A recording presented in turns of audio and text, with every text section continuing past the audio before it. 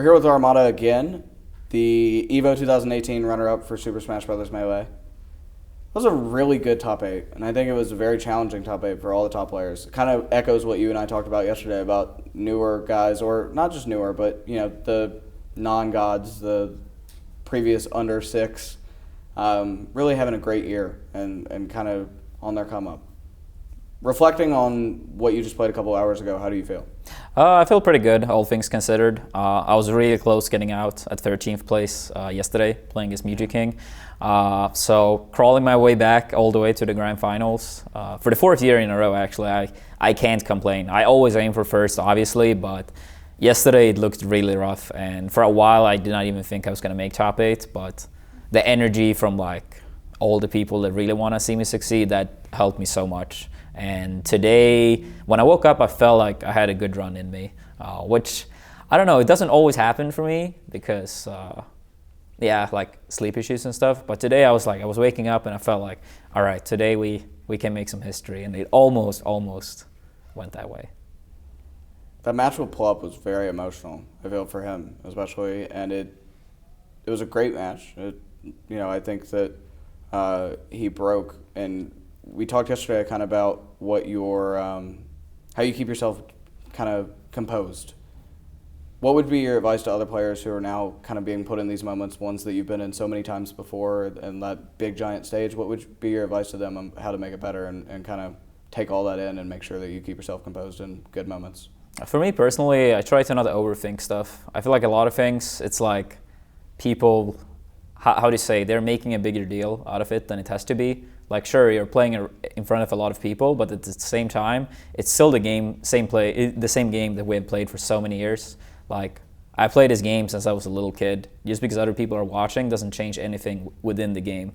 It's only my mind that thinks stuff is different, but it really isn't. So I feel like, for me personally, I don't try to overthink stuff.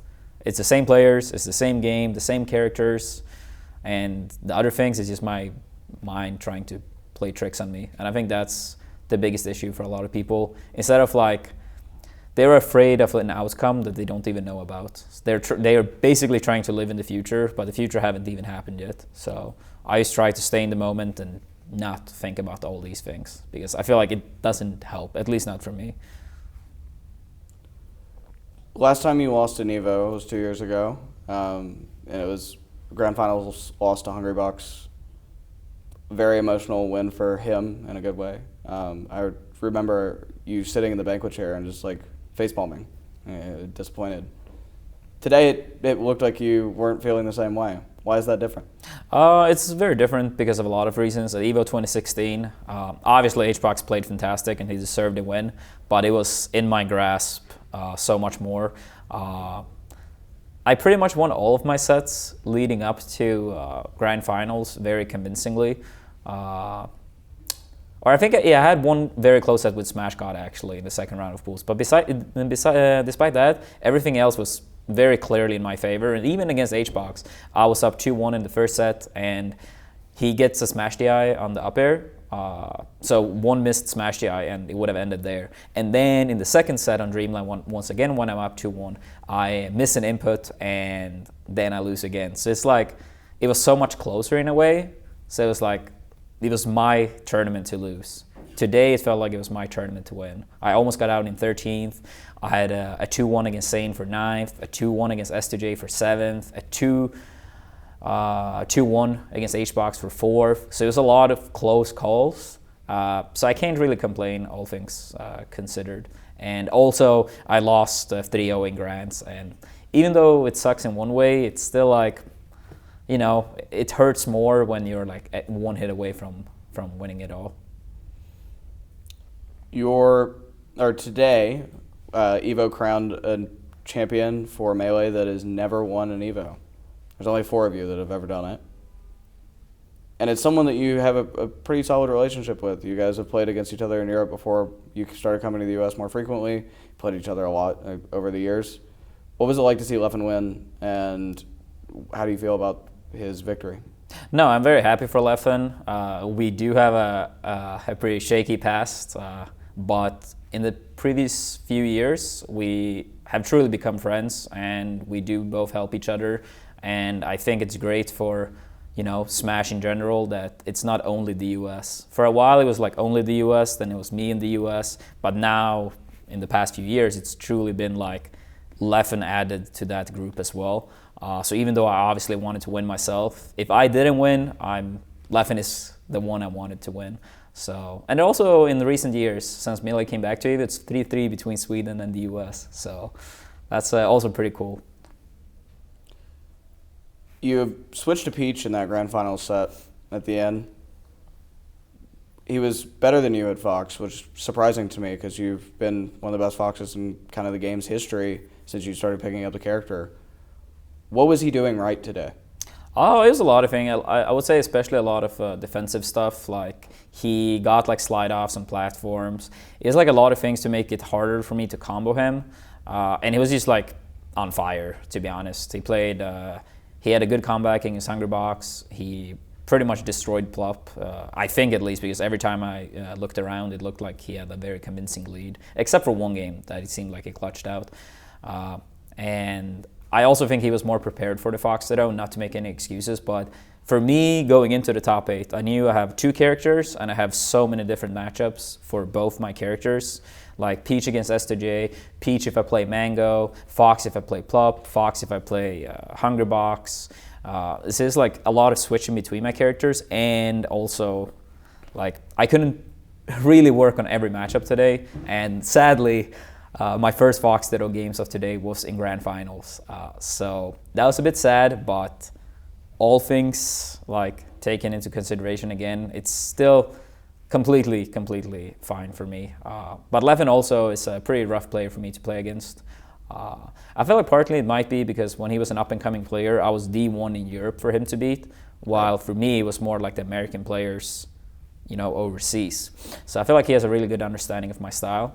But last year I did have a winning record, so I know I can come back to that, but it's always hard because I feel like against Leffen and HBox, I need to switch to Fox that I play way less in tournament.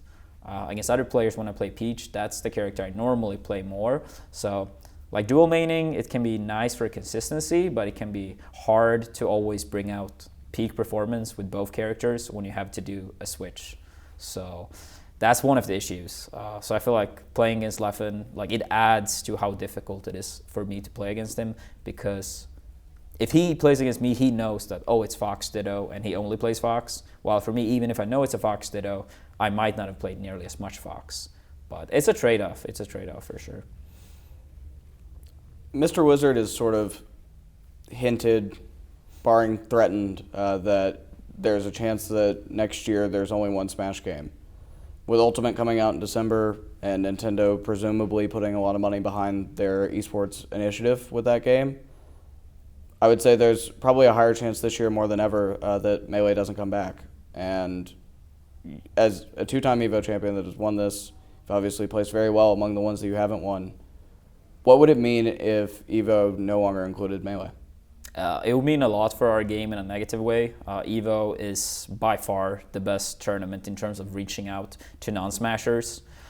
Everyone watching EVO might not like, oh, I watch Smash. They might watch another game, but they get interested in Melee. Or Smashers watching Smash, but they get introduced to Street Fighter or Dragon Ball. So it's a really good event to bring all fighting game players together. So it's like the tournament that brings in the most people for sure. And viewership-wise, Melee almost got 200,000 viewers, despite being in a pretty bad time slot for being Sunday. But honestly, I don't think Melee is going to get replaced. Obviously, it can happen. People have talked about it since 2015 or something. I think I've heard every year this might be Melee's last year at EVO. I will say, before I saw the numbers, I was a bit concerned because we have SmashCon and Shine, and both these events are top 5 events over the year in terms of entrance. It's like EVO, Genesis, Big House, SmashCon, and Shine. And then also we have Air, which is by far the biggest event in Europe. And despite that, we still had way over 1,300 entrants. If numbers were down to like 700 or something, I would have been like, yeah, if we are only slightly bigger than some of the other games, you can make a very fair like point that Melee is very old and it's barely bigger. Should we really keep it? But when we still give those much like numbers in terms of entrants and viewers, despite having 3 other major tournaments 3 weekends in a row, I think it just shows that Melee is still here to stay. And I honestly think it would be a very bad decision if they removed Melee. If numbers ever go down, even if I don't want Melee to go, I would say it's fair. But I think we proved once again that we deserve to be at EVO. And I really hope Mr. Wizard and everyone else in charge see what I see. Why do you think there is such a contentious relationship between both Smash games, I would say 4 as well, and Melee, with EVO? It seems like both are very much at odds a lot of the times. There's a lot of vitriol on Twitter and social media. Why do you think that is? I think a lot of things with humanity, as soon as something is a bit different, a lot of people might not be logical or reasonable. It's just like Smash is different than other fighting games. So they're like, oh, this is not a true fighting game, which I think is very silly because at the end of the day, it's a fighting game. It's just a different type of fighting game.